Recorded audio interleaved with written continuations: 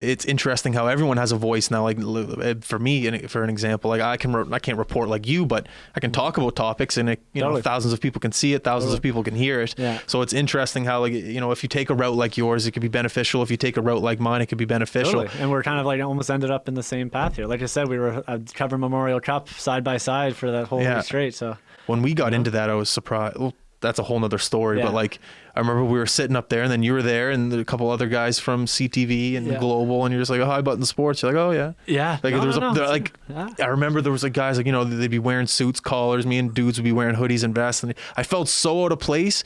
But then at the time, whenever we're in the media booth, we felt out of place. But then we went down into like where people were. The crowd was, and we'd be talking to almost everyone. Yeah. So that almost made me feel at home. It didn't make me feel less uncomfortable. It made me feel okay. I'm here, and I'm supposed to be here. And you were supposed to be there. Yeah, I know that. Yeah, because you guys provided the content I wanted to provide. We had to report on the games on a day by day basis. You have to talk to players and stuff like this. Yeah.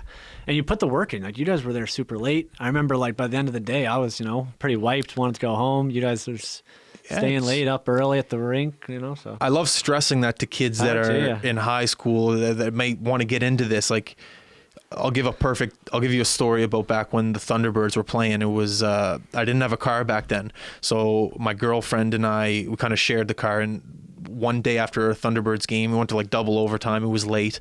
But then after was that crazy game? Yeah, it was. I was at that one. Yeah, that was wild. It was insane. Was it the big comeback? Yeah. Yeah. My friends actually left that game. They left before. A bunch of people left. It was like an empty arena. That was unreal. That was the best game of the season for sure. Sorry, I interrupted. One of the best games ever in that rink. Any sport. Oh my God, yeah. Insane. Oh my God, that's when I knew how lacrosse is here to stay. Yeah. Oh, for sure. Like that was. Sorry. Nonetheless, I'm sitting there, and then after these Thunderbirds games, the players, they come out on the floor, and then they sign autographs for probably like an hour and a half. I'm pushing 2 hours. Moral of the story was I was up in the media booth for probably 3 hours after the game, because they don't kick you out when you're up there. No. I was waiting for my girlfriend to come pick me up because I didn't want to bus home. It was the middle of the winter, so she came and picked me up.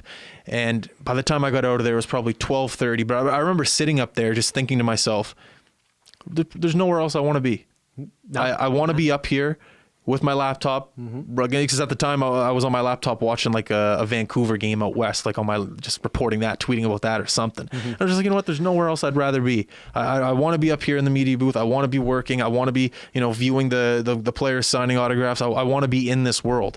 And once that moment kind of happened to me, I knew that I wouldn't quit this. This is what I want to do. That was me covering the Raptors winning the championship in Halifax. I remember just standing up there, we had our own little media booth where we could prop our cameras up. Yeah. And I remember just overlooking everyone and just being like, I'm getting paid to do this right now. This is crazy. Yeah. I can't believe this. Yeah.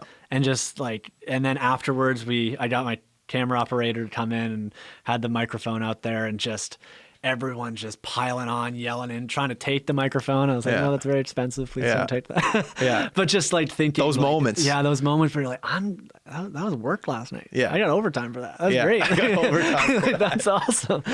But that's it. Yeah. It's those realizations where you realize you're doing the right thing. And the kids listening, those moments, you're in high, because I struggled with a career, like I said to you before, a bank, or I was working at Kent. There's so many jobs I'd had where I was I wasn't excited to wake up and go out into the door and face the world. It was like, oh fuck, I don't want to be doing this. But once you find those special moments and you find that career thing, it's not going to happen that early. If it does happen to you when you're young, all the power to you. But it'll come. Yeah, it'll happen. Like I said, look at you now. Look at all this. This is. I'm sorry. I'm just really impressed with the set and the setup here. It's it's good.